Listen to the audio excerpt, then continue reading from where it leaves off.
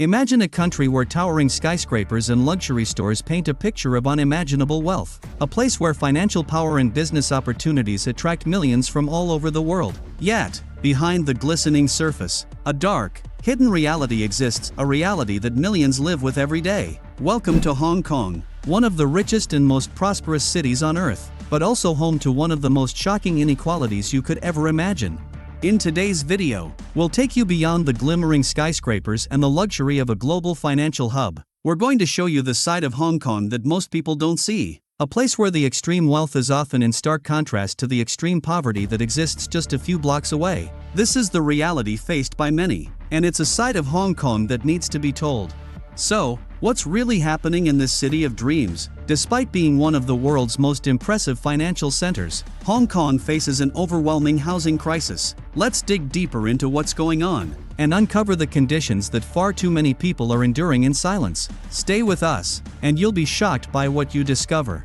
Welcome to Hong Kong, a tiny city located on the southern coast of China, known for its booming economy, breathtaking skyline, and vibrant culture. It is a city that's always buzzing with life, filled with luxury malls, busy office buildings, and high-end apartments. But this image of prosperity hides a far darker truth.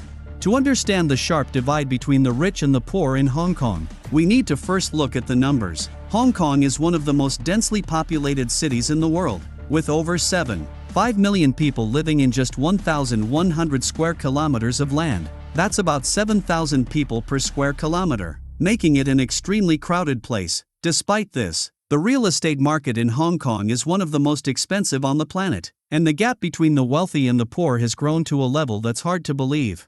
You see, the wealthy in Hong Kong are living in luxury. Skyscrapers in the city are filled with multi-million-dollar apartments, while luxury shops and fancy restaurants line the streets. Business elites, foreign investors, and property developers own some of the most valuable real estate in the world. But the majority of the population is living in extreme poverty, in conditions that most people wouldn't even dream of. What's happening in Hong Kong is not just about inequality, it's about survival.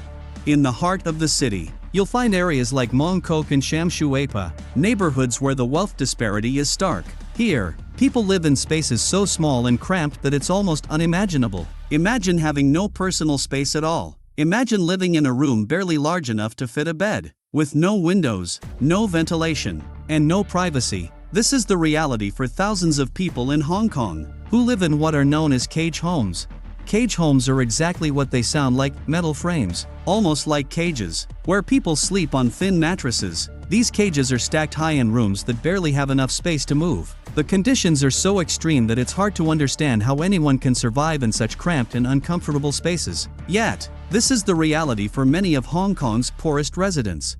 And the worst part? These cage homes are not a temporary solution. They are a long-term living situation for many families, elderly individuals, and migrant workers who simply can't afford anything better. The housing crisis in Hong Kong has left so many people with no choice but to live in these horrendous conditions. And it's not just the elderly who are affected. Young people, working-class families, and immigrants from places like the Philippines, Indonesia, and India also find themselves living in these horrific circumstances. If you think cage homes are shocking, wait until you hear about coffin homes. These are even smaller, barely big enough for a bed. In some of these spaces, people can't even stand up straight. They are so small that they are often compared to coffins. These coffin-sized homes are rented out at an incredibly high price. Despite their size and lack of basic facilities, residents of coffin homes are often forced to share common bathrooms and kitchens in the hallways, which can be shared with dozens of other people. The living conditions are miserable, with no privacy, poor ventilation, and very little comfort. The reason these extreme housing conditions exist in Hong Kong is not just about the lack of space, it's also about the soaring cost of living. The price of housing in Hong Kong has been rising for years, and the government has failed to provide enough affordable housing to meet the demand. As a result, developers have kept the supply of land low, and real estate speculation has pushed property prices out of reach for the average person. Meanwhile, large property developers and wealthy individuals continue to profit from this housing crisis. Some of the richest people in Hong Kong own multiple properties, many of which sit empty as investments. These empty homes are often sold to international buyers who treat them as financial assets rather than places to live, contributing to the already existing shortage of available housing. The housing crisis in Hong Kong has become so severe that many families spend most of their income just to afford rent, leaving little for anything else. In a city where survival is a daily struggle, even basic necessities become out of reach for many people. It's heartbreaking to think that, in a city so rich and prosperous, so many are forced to live in conditions that most of us would consider unthinkable. This inequality isn't something that happened overnight. It's the result of years of government policies that have favored the wealthy and large developers over the needs of the ordinary people. Hong Kong's government has been slow to address the housing crisis, and its response has often been inadequate. Public housing schemes are limited, and the waiting lists are long. The situation is made worse by the lack of political representation for the city's poor, who have little power to push for change. So, who are the people who live in these dire conditions? Many of them are the elderly people who spent their lives building the city but now find themselves abandoned in their old age, without enough resources to secure a decent home. Migrant workers, such as domestic helpers from the Philippines or construction workers from Southeast Asia, also make up a significant portion of the population living in these slums. Many of these workers send money back to their families in their home countries, leaving them with little to live on in Hong Kong. And let's not forget the local working class, delivery drivers, restaurant workers, cleaners, people who work long hours to make ends meet but still can't afford the high rents. Hong Kong is a city that is often celebrated for its wealth and prosperity, but that prosperity is not shared equally. The story of Hong Kong is one of extreme inequality, where a small group of people enjoy unimaginable wealth while millions of others live in squalid conditions. It's a place where the gap between the rich and poor is wider than ever, and where the government's efforts to address the issue have been largely ineffective. Imagine a future where the city's leaders take action to address this housing crisis, where affordable homes are built, and where no one is forced to live in a cage or a coffin. Imagine a Hong Kong where all its residents, regardless of wealth or background, have a place to call home.